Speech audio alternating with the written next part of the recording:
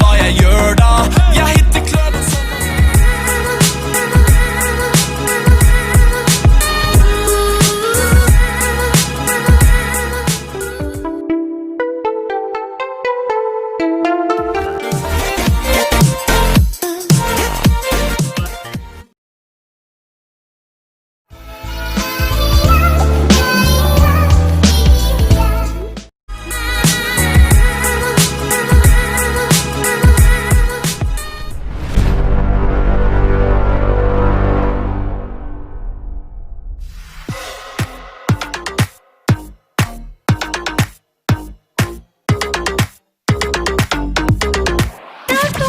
how we live it. Don't be mad at the system, it's simply how we've existed.